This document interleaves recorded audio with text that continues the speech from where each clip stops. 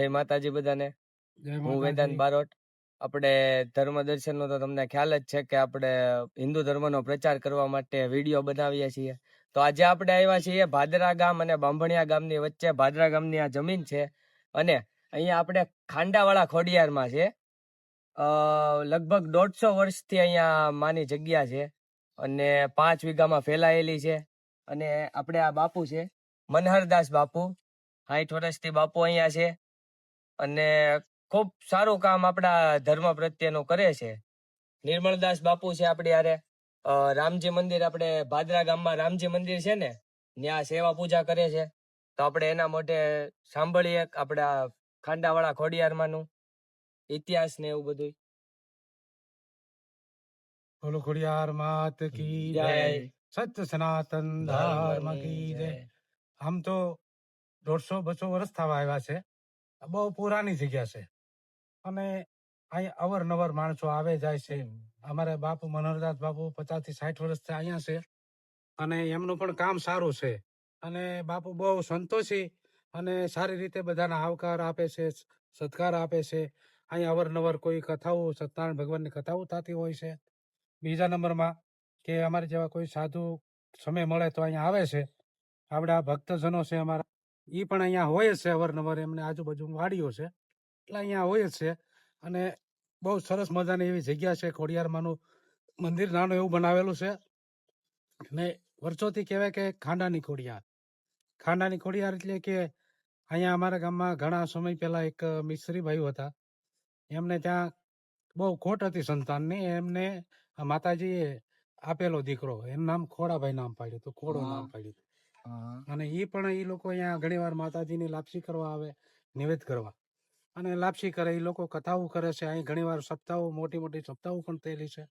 અને આવી રીતે અમારું ભાદરા ગામની અંદર ખોડલમાંનું આ જે મંદિર છે ખાંડાવાળી ખોડિયારમાં, બહુ સરસ મજાનો આનંદથી અહીંયા રહીએ છીએ હળી મળી. અને કોઈ આવે જાય એને આવકારો આપે છે, ચા પાણી હાથે બધું મોટું ભોજન હોય છે. આ બધું અમે અહીંયા કરાવીએ છીએ બાપુના આશીર્વાદથી. બરોબર છે. અને બાપુનું જીવન બહુ ઉત્તમ અને સારું. અને આવા સંતો જો કે આપણે ગોતવા જાય તો મળતા નથી, પણ સાધુને કોઈ ઓળખી ન શકે. સાધુને ઓળખવો બહુ અઘરી વાત છે. અને આજુબાજુના ગામના બધા લોકો દર્શન માટે આવે છે બાપુને ત્યાં, અને બાપુ બધાને આશીર્વાદ આપે છે અને બહુ આનંદથી બહુ કામ શરૂ થાય છે. જય માતાજી. ને આપણે જે માનતા હોય એને તો માનવા જ પડે. ઘેરથી શરૂઆત કરો એટલે મા બાપને પેલા માનવા, પછી આપણી બેન દીકરી હોય એને માનવી, પછી આપણા કુળના ગુરુ હોય કે આપણે કોઈ સદગુરુ બન્યા હોય એને માનવો, પછી આપણો કુળનું ગુરુ હોય તો એને માનવો, પછી ગામના કોઈ સાધુ હોય તો એને માનવો. નીકળે એને કાઢી ન મૂકો ભાઈ અમારા ગુરુને હાચવો, એવું નહીં. ગામના સાધુ ને હાચવો, ગામના બ્રાહ્મણ ને હાચવો, અતિથિ અભ્યાગત આવે એને હાચવો, ગામના સાધુ આવે પેલા. આવે જયારે સમદ્રષ્ટિ રાખો ને ત્યારે મારા બાપ મોટાઈ મળે છે. આ તો તમને જરાક 5 મત મળી ગયા, સરપંચ થઈ ગયા એટલે અડધો રાવણ કહેવાય. સરપંચ, સર એટલે માથું, માથું એટલે 5 માથાળો રાવણ. ઓલા 10 માથા હતા, પણ છતાં એને કેવું તું પીડ્યું, રામ આવી ગયો. સાધુ હોય કે સંત હોય, સંત એને કહેવાય કે સંત જગાડે અને સાધુ એને સંસ્કાર આપે. ગામમાં લોટે નીકળતો હોય તો ભજલે રામ હરે એમ કે, શું કે હવે તારા ભગવાનની દયા થઈ ગઈ છે, તું હવે ઉભો થા, ભજન કર ભગવાનનું. પણ સમજે કેવું, એ કે જો ઓલા બાપુ આવ્યા છે, સાડલું ભરીને લોટ દઈ ગયો એટલે એનો લોટ આપી દે એટલે બાપુ હાલતા થાય. ઠાકર કરી. એ વિષયમાં જાણતા ન હોય તો આ બાપુ લોટ લેવા આવ્યા છે આપણી પાસે, આપણો દેવાનો અધિકાર છે, પણ આપણે દેવાનો અધિકાર હેના માટે છે એ નથી જાણતું. એ નથી જાણતા. એ ખાલી પામી જાય એટલે વાત થઈ જાય પૂરી. હું લેવા આવ્યા છે આપણી ઘરે? લોટ માંગવા આવ્યા છે? નહીં, માંગવા નથી આવ્યો, એ દેવા આવ્યો છે. દેવા આવ્યા છે. બ્રાહ્મણ આવે કે દયા પ્રભુની જય, એટલે કે ભાઈ હવે દયા પ્રભુ એના ગુણો છે, કંઈક આપણું સારું થવાનું હોય તો જ અપમાન કરે.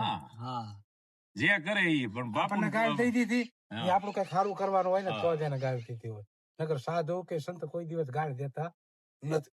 પણ હવે આવું જીવન જો સમજાઈ જાય, આપણું હિન્દુ ધર્મ ની અંદર જો આવું સમજાઈ જાય તો અલગ કોઈ દિવસ કોઈ રહેતા નથી. બાપુનું કામ સારું, જીવન સારું, કોઈ પાસે પૈસો માગવો નહીં ને કોઈને કઈ દરવાનું નહીં. ને બાપુને અહીંયા જે કઈ પણ લાવીએ અમે એ બાપુ અમારી ભાળતા જ દઈ દે બધાને, બાળકોને ને આને ને તેને. બાપુ મગાવે ખરા પણ બાપુ કઈ રાખતા નથી પાસે. હા, તરત જ એ ગમે તે વસ્તુ મગાવી એ પછી બાળકોને આપી દે. અમારે આ બાપુ છે ને વાયરલ થવા માટે કે કોઈને અહીંયા કઈ થઈ જવું હોય તો એ બનતું નથી. અને પૂર્ણ પવિત્ર સાધુ છે અમારે આ. કોઈ લક્ષ્ય, કોઈ જાત, કોઈ લેશ નહીં, કોઈ દેશ નહીં, એ રીતના અમારા સાધુ છે.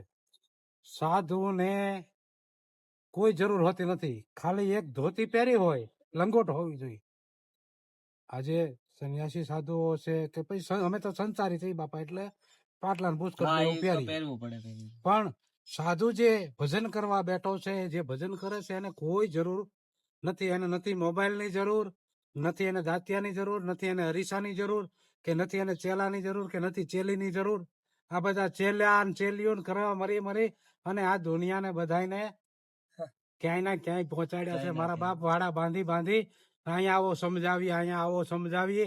અને ગામ ની અંદર તો રામજી મંદિર હોય, આવું ખોડિયારમાંનું મંદિર હોય, તો આ તો શિવને શક્તિ છે કે એ તો પરંપરા હાલ્યું આવે છે. તો એના દર્શન કરવા જવા આપણા હિન્દુ ધર્મની અંદર કે ગામની અંદર ભલે કોઈ તહેવાર હોય તો માણસો જાય જ છે, પણ તહેવાર ના હોય અને કાયમિક માટે જો ભગવાનના દર્શન કરે, માતાજીના દર્શન કરે, તો એના સદભાગ્ય કહેવાય અને એના જીવન સારા બને. અમારું આવું કહેવાનું છે સાધુ તરીકે કે ભાઈ સાધુ કોઈ દિવસ દોષિત હોતો નથી, પણ સાધુને દોષિત કરી દે છે. તમારે આમ ન કરાય, તમારે તેમ ન કરાય. ભાઈ તમે અહીંયા કોઈ ન આવો તો મારે કરવું શું? તમે કોક આવો તો 2-5 વાત બાપુ જ્ઞાન નહીં કરે કે ભાઈ તમને સમજણ આપે કે ભાઈ આવું જીવન જીવાય, આ રીતે જીવાય. પણ તમારે બધાને મોટાઈ લઈ લેવી છે. એમ મોટાઈ મળતી નથી. મોટાઈ તો જયારે ઈશ્વર હવને બનાવે ને ત્યારે જ મોટાઈ મળે છે, ત્યાં સુધી મોટાઈ મળતી નથી. પણ અત્યારની પેઢી ને શું છે ખબર છે કે સાધુ સંતમાં ને આપણા હિન્દુ ધર્મ ના તે ખબર જ નથી. હિન્દુના છોકરાઓને તે હિન્દુ ધર્મમાં રસ નથી રહ્યો. અમે ઘણા વિડીયો જોતા હોઈએ. અમારે હું કોલેજ કરું છું, અમારે કોલેજમાં એવા ઘણા આવતા હોય, એ બધાને કેતાય શરમ થાય. કોઈ માથે ચાંદલો નથી લગાડતા કપાળે. આપણા હિન્દુ ધર્મનો નિયમ એવો છે દેવ કે પેલા તો કપાળમાં ચાંદલો હોવો જોઈએ, હા, ચાંદલો હોવો જોઈએ, માથે શિખા હોવી જોઈએ. પછી આ મૂછું કાઢી નાખે ને અડધી દાઢી રાખે, એમાં અડધી દાઢી ન હોય.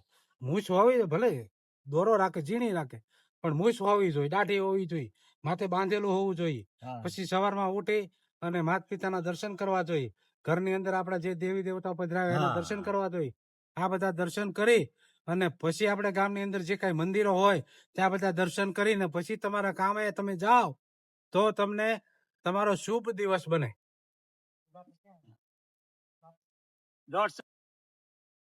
ધર્મ ધુરંધર ગુણ નિધિ જ્ઞાને હૃદય ભક્તિ મત જસ સારંગ પાને. ગુરુ ગ્રહ ગયે પढ़न रघुराई अल्पकाल विदा सब आई. जाकी सहज श्वास श्रुति चारी सवारी पड़े या कौतुक भारी. ખાંડાવાળા માની જય. જય માતાજી. આપણે ખાંડાવાળા તોડિયા કે જેને એક સમયે આપણા ભાદરા ગામમાં મિસ્ત્રી ભાઈ કરીને છે, એને દીકરા આપેલા અને એનું નામ રાખ્યું એ ભાઈએ ખોડાભાઈ, એટલે ખાંડાવાળા ખોડિયારમાં. 150-200 વર્ષ જૂનું મંદિર છે. અને બાપુ અહીંયા આપણે મુલાકાત કરી. 60 વર્ષથી બાપુ સેવા કરે છે માતાજીની. અંતમાં આટલું જ તે કે તમારી આજુબાજુમાં જો કોઈ આ રીતે માતાજીનું અથવા તો પૌરાણિક ઐતિહાસિક મંદિર હોય તથા સનાતન ધર્મને લગતા જો કોઈ પણ એવા ઐતિહાસિક સ્થળો હોય પૌરાણિક, તો અમને કોમેન્ટમાં જણાવો અને અથવા તો મેસેજ કરો, જેથી કરીને અમે તમારી પાસે આવી અને આ રીતે વિડીયો બનાવી અને સનાતન ધર્મનો પ્રચાર થાય.